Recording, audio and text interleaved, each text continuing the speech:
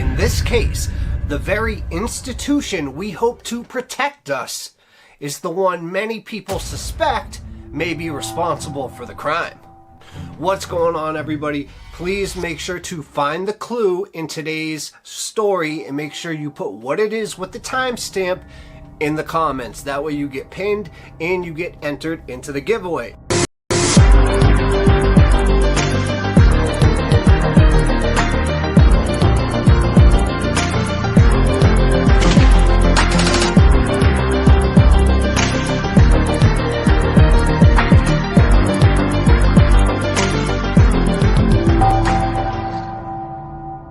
First, we are going to start with the story of Felipe Santos, who was a Mexican living in Florida illegally. He had been brought into the country for 3 years without the correct papers, and he had been sending money home on a regular basis to support the family that he had left behind.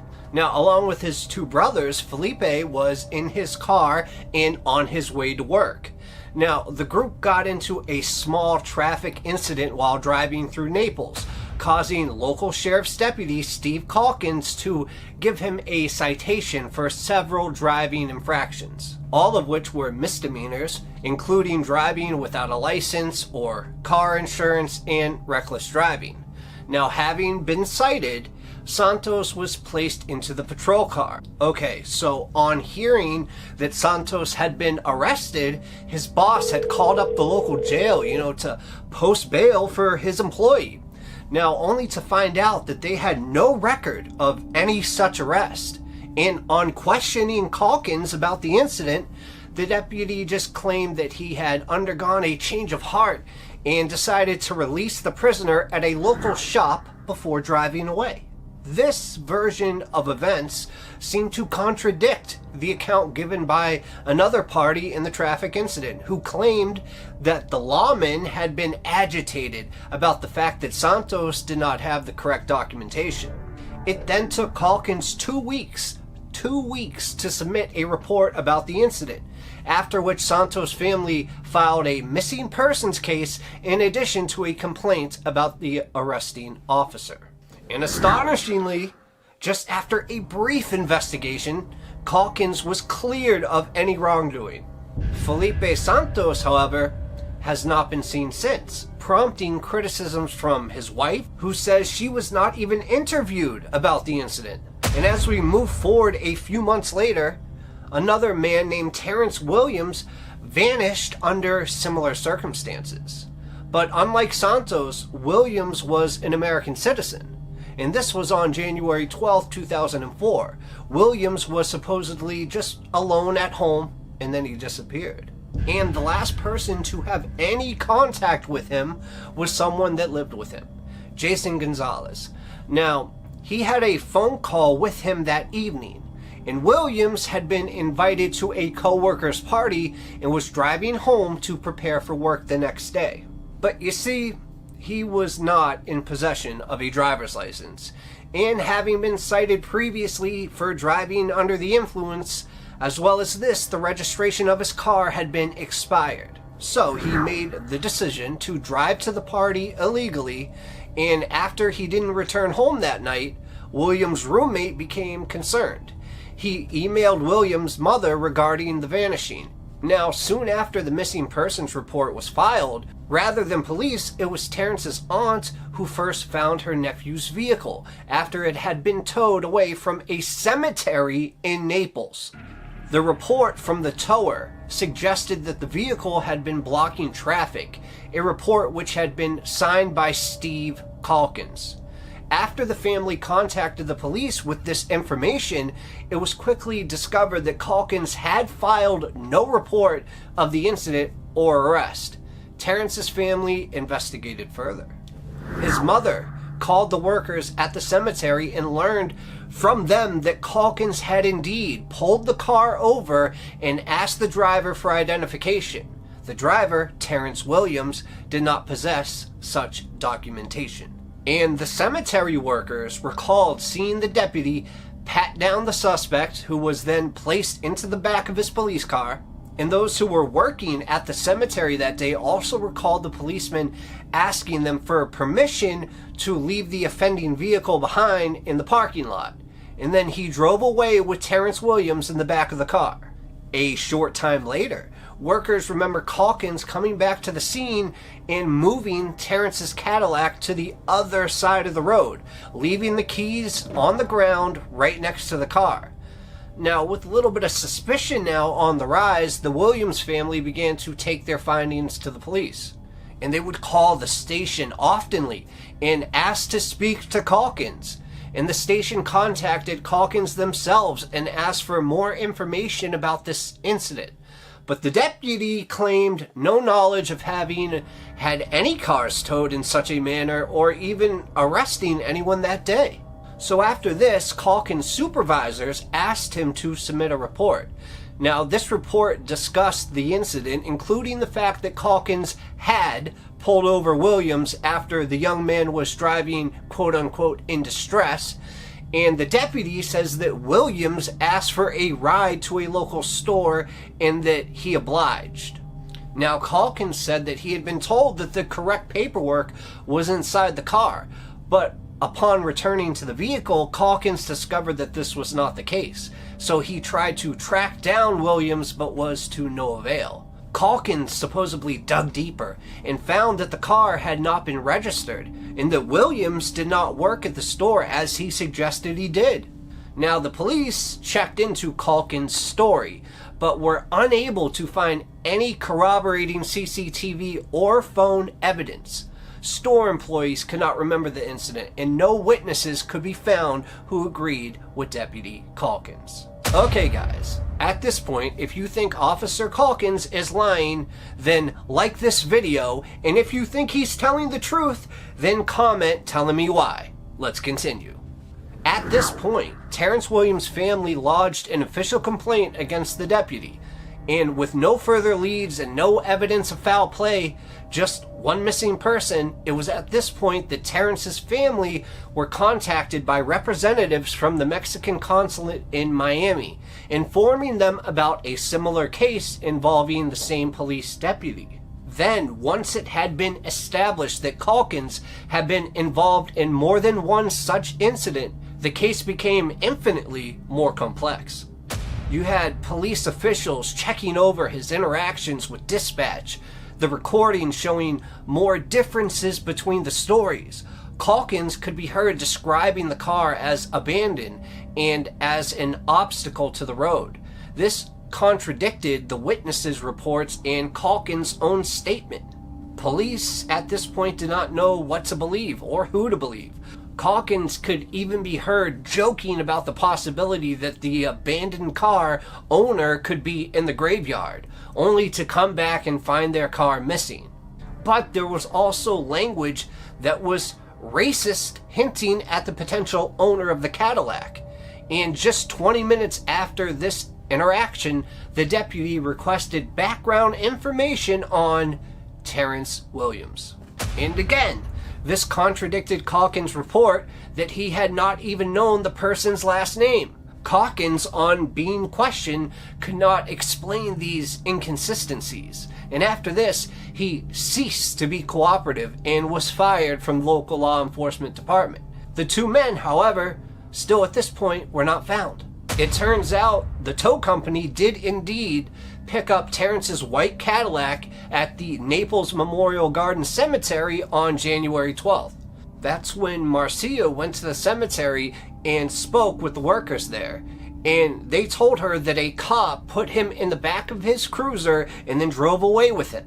And because of the nature of this case, larger law enforcement bodies have been called to help. However, neither the Florida Department of Law Enforcement nor the FBI were able to provide any further insight. Now, what's coming next, I could have watched this to give you guys more information, but I thought it would be kind of a cool experiment for you guys to watch it and tell me what you think happened after watching it in the comments. Because there was a deposition given by Calkins in 2020 in a civil lawsuit brought by Marcia Williams, and it aired publicly for the first time on Never Seen Again, which is a new Paramount Plus docuseries about missing persons cases.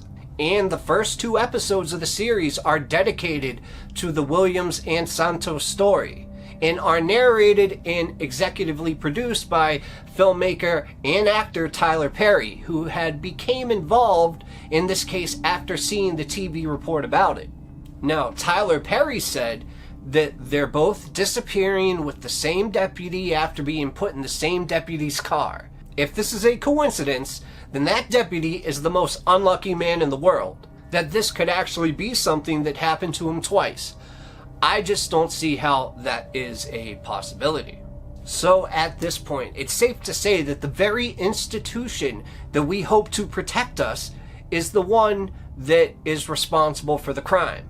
I cannot say that without certainty, but it's been over a decade now that Terrence Williams and Felipe Santos have been missing. And even though they vanished months apart, the striking similarities between the cases hint at dark forces at work. And that includes Deputy Calkins.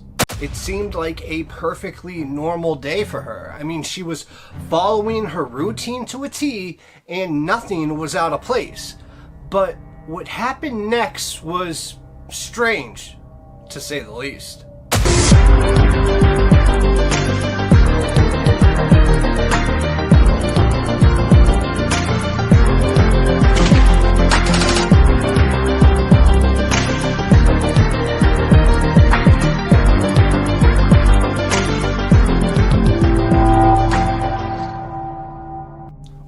Welcome back to the channel, everybody. Thank you for tuning in. Remember, as of now, I will be posting stories every Tuesday and every Friday, at least for now. Friday is definite. Tuesday might switch in a month or two. For this month, though, we're going to try out Tuesday. But also, don't forget to find the hidden clue in today's story, and then put what it is along with the timestamp in the comments to get entered into the giveaway and pinned.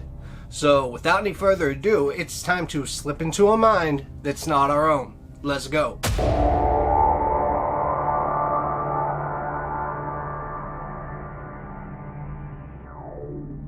Patrice Andres was a mother and hairdresser who owned her own salon. And at noon on April 15th, 2004, 2 of Patrice's regular customers arrive at Tamber's Trim and Tan Salon for their scheduled appointments. The owner and hairstylist, Patrice, is nowhere to be found. But you see, her purse and her keys, they were still left on her desk, and her lunch was actually still warm in the microwave. And her car was parked at an odd angle in front of the salon, and it wasn't in its usual place. And when they saw that the cash drawer was also open and empty, the 2 women knew something was seriously wrong, so they called 911. The search for Patrice begins immediately. The police arrived and there was a thorough search for her, but it seemed like Patrice had just walked away in the 13 minutes and vanished. Now, owning a hair salon was Patrice Andres' dream come true, and her husband, Rob, helped her purchase and remodel it to perfection. And after she disappears, Rob is devastated and claims that, he loved Patrice with all of his heart. But Patrice's son, family, and friends disagree. They claim he was jealous, possessive, and controlling, and Patrice was actually getting ready to divorce him. The already strained relationship between Rob and his stepson, Pistol, who was Patrice's son, totally disintegrates when the disappearance of Patrice happens. Though her family hopes and prays that Patrice will return, her disappearance has all the signs of an abduction. Police, family, and friends combed through the area for weeks. And that's when these investigators created a timeline based on Patrice's customers that day and her cell phone calls, and identify a narrow 13-minute window of time when the abduction took place. Now, Rob has an airtight alibi, yet he falls under suspicion because he knew Patrice's schedule and he would have known that she would be alone during those 13 minutes. And some believe Rob kidnapped and killed his wife because their marriage was unraveling. Now, of course, Rob denies this, saying that they were happy and Patrice was totally devoted to him and she was the love of his life. But months after Patrice's disappearance, serial killer Jeremy Jones confesses to abducting and killing Patrice. And he seems to know details about the crime that only the kidnapper could know. When he later, though, recants his confession, which means takes it back, some investigators cross him off their list of suspects. Yet one detective remains convinced that it was Jones who abducted and murdered Patrice. Almost 2 years after she vanished, Patrice's skeletal remains are found behind a church in Dawson Forest, Georgia, about 11 miles away from her salon. Now, this area that she was found in is notorious as the location where another serial killer called Gary Hilton disposed of the body of a young female hiker. Hilton becomes now a prime suspect, but evidence does not connect him to Patrice's murder. So with several compelling suspects, but not enough evidence to bring charges, investigators need someone with one clue or any vital information to help solve this baffling abduction and murder of Patrice Andres. So who killed Patrice Andres? That is the question that remains on everyone's mind. Now, Patrice's married life wasn't as happy as she had expected to be because her husband, Rob Andres, was possessive and didn't really like Pistol Black, which was her son, much. And according to Pistol, the couple had been arguing a lot before her disappearance, and she even threw around the word divorce. So of course, Rob was a suspect and remains one to this day, but no concrete evidence ties him to her eventual death. He was far away, near his work during the time she was last seen, but that doesn't completely eliminate the killer for hire aspect of it. And another suspect was, like I said, the serial killer Gary Michael Hilton, who had killed in that area around 2008. But that didn't pan out either. And then convicted serial killer Jeremy Brian Jones seemed like a good lead, especially because he himself claimed credit for her murder, but he later recanted it, as I said. And these claims also became discredited when her remains were found 70 miles from where Jeremy said he murdered her. You see, two witnesses told the investigators that around 11:45 a.m. on April 15, 2004, there was a man driving by just screaming at the salon saying, "Please subscribe to Mr. E-Files and turn on those notifications. Also hit the like button."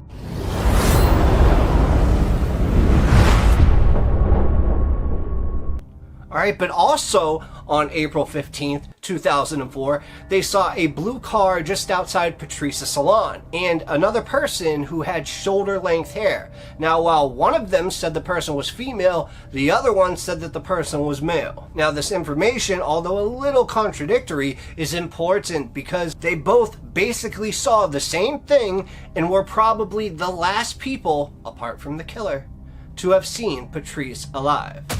One thing that investigators note is that her wedding ring, two bands soldered together with a marquee center stone, was missing. Not to mention it wasn't with her remains, it wasn't in the area that surrounded, and it still hasn't been found. Even after more than 15 years, this case of Patrice Andres' murder is still open. And due to the suspicious nature of her disappearance, investigators ruled her death a homicide.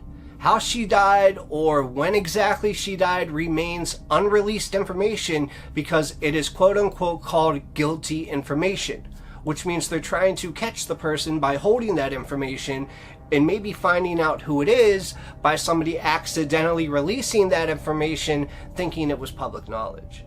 That's smart, and it's a good way to catch the killer. But only the killer himself and the investigators know the complete details of what happened to her. Where is Patrice's ring? I mean, Georgia officials hope that someone may come across that ring, consisting of, like I said, two 14-karat gold rings that were soldered together with a 1.5-karat pear-shaped marquee diamond in the center. Now guys, like I said, please like this video and share it, because the Georgia Bureau of Investigation writes on its website that if you have any information about this case or the ring's location, you can help their tip line at 800-597-8477. And wouldn't that just be so amazing if we could get this video out to enough people, a large amount of people, that someone actually knows something and we could actually help solve a case? That would be truly amazing. On a snowy winter afternoon, in a cramped and stuffy office on the second floor of Chicago's Belmont District Police Station, Detective John DeBartolo ripped a manila folder in half and tossed it in the wastebasket beside his desk. It landed face up in the trash, and the tab on the folder had the name of Brian Welzien. You see, almost a month after Welzien turned up missing early New Year's Day, the investigation of his disappearance had outgrown its file, forcing DeBartolo to discard the original folder to find a bigger one. And still, there was nothing in file number F001135 that provided a clue to the whereabouts of Stephanie Welzien's only child. Now, Welzien was a 21-year-old finance student with a 3.8 grade point GPA, and he went to Northern Illinois University. He vanished early on January 1st after celebrating New Year's at a bar in Lincoln Park and being dropped off by a friend in front of a Gold Coast hotel. Since then, the story has spiked in and out of news and public consciousness. Grasping at possibilities rather than an actual tip, police ran into another dead end one morning last week after cutting a hole in the ice-covering Lincoln Park South Lagoon. Now, German shepherds that are trained to detect the scent of a body found nothing. Divers also searched Lake Michigan January 15th and also found nothing. Then on Sunday, 2 days after, the owner of a Chicago area trucking company donated $15,000 towards the reward Welzien's family had offered for information leading to his return, bringing the total to $25,000. DeBartolo worked his phone in the office, fielding and returning calls from tipsters. And Stephanie Welzien said, "Nothing makes sense. I feel like I'm walking around with one shoe off." I mean, this case really just didn't make any sense. And stymied investigators were shaking their heads and trying to think of their own children as they work overtime to find this liberating clue, the ending that never comes. And everybody they talked to couldn't tell them anything. Now, even though this is just one of many missing person cases, there are 25,000 in the city each year. It is unlike any DeBartolo has ever seen before. It was a mystery with a brand of drama and desperation all on its own. But he did say there's always some reason. There's a reason a person is missing. Now, let's take a closer look. It all began when Welzien, a suburban college student, came to Chicago New Year's Eve night with two boyhood buddies, Nick Young and Mike Wittrup. Now, after dropping off Wittrop's Toyota Camry at the Omni Ambassador East Hotel, where they planned to spend the night in a friend's room, the three took a $6 cab ride to a Northside bar called Irish Eyes. Now, this dim little pub is a typical Lincoln Park pub, full of the malty smell of imported beer, and on the jukebox is a selection ranging from Mariah Carey to ZZ Top. That night, tickets to the pub's private New Year's Eve party went for $75 a head. An organizer sold $150.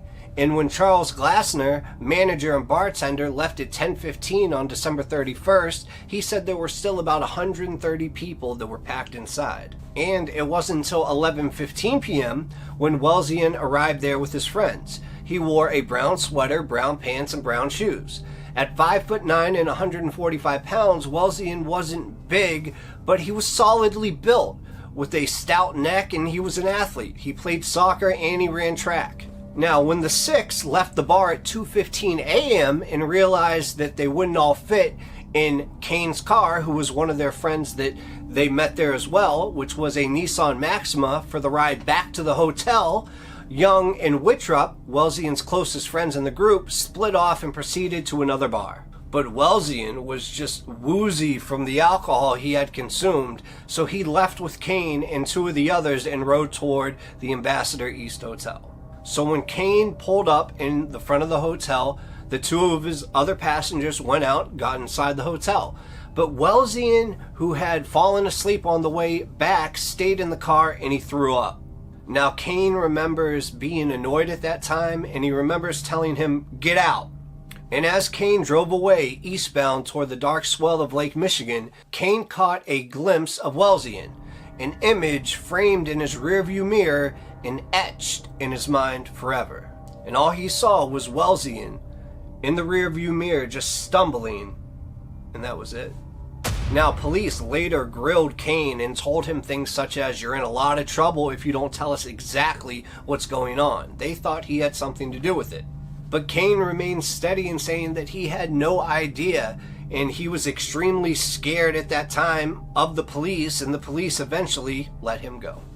Now, during Y2K, this is the story I would have told you, because this is all that was known at that time. Now, we're going to fast forward 19 years to read about the discoveries that this case brought. And we get our next information from the channel Oxygen.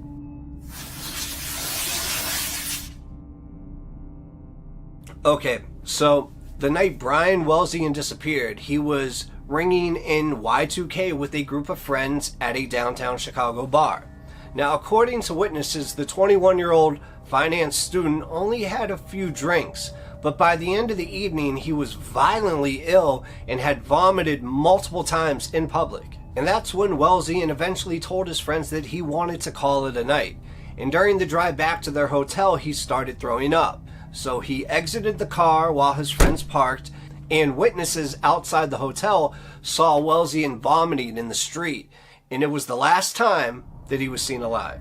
Welzien was missing for 77 days before his body was found washed ashore on a beach in Gary, Indiana, 30 miles south of Chicago.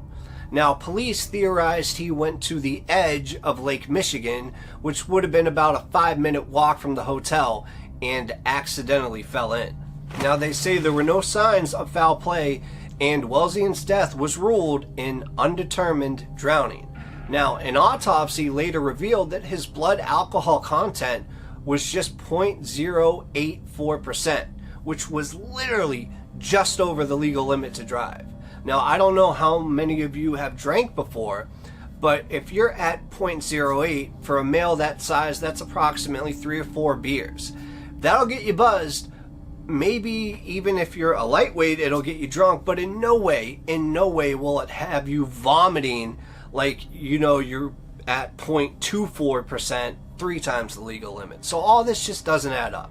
And even though the case has been closed since the year 2000, a group of investigators have been working to have Welzien's death reclassified as a homicide. Now, former New York Police Department detectives Kevin Gannon, Michael Donovan, Anthony Duarte, and Professor of Criminal Justice Dr. Lee Gilbertson believe Welzien could be a potential victim of the Smiley Face Killers, which was an alleged gang of unknown serial killers that murders college-aged men, dumps their body in nearby waterways, and paints smiley face symbols near their death sites. Now, in the majority of cases that this team has investigated, the drowning victims were found with the date rape drug GHB in their systems. Now, Dr. Gilbertson met with toxicologist Dr. Frank Polasek to re-examine Welzien's toxicology report to see if he could have possibly been drugged during New Year celebration. Dr. Polasek said, "So we have a blood alcohol level found at the autopsy of 0.084. Based on the reports that I had, the story was Welzien had had about 2 drinks, and that's just inadequate. So there's something horribly wrong with how sick he appeared to be and how he passed out and almost comatose he was." End quote. Now, Dr. Polasek explained that Welzien could have ingested more alcohol after leaving the bar, but it is also possible that he was given a substance maliciously and that he was the target of somebody seeking to do him harm. Dr. Polasek also said it could be a stranger at the bar who's just on New Year's Eve trying to take advantage of individuals while intoxicated, in which case, they slip something into his drink when he wasn't looking. He becomes extremely violently ill. I mean, he said that's very consistent with what happens on New Year's Eve. Now, Welzien's toxicology report came back negative for a variety of debilitating drugs, but he was never tested for the presence of GHB. Though the team will never be able to conclusively know if Welzien was given GHB, Dr. Polasek believes he could have been drugged. He even said, "I can't attribute it to being alcohol alone. There had to be something else in him to explain the degree of illness that he had." Now, at the time of this filming of this show on Oxygen, Gary Police Department Detective Sergeant William Fazekas, the original investigator on the Welzien case, agreed to contact the medical examiner's office to reopen the case. Now, Fazekas is currently pursuing new leads still. So, will we get the full story of what happened to Welzien? Maybe we will, maybe we won't. Only time will tell. But I hope you enjoyed that story. It's kind of a mysterious one, and I really want to know your thoughts in the comments.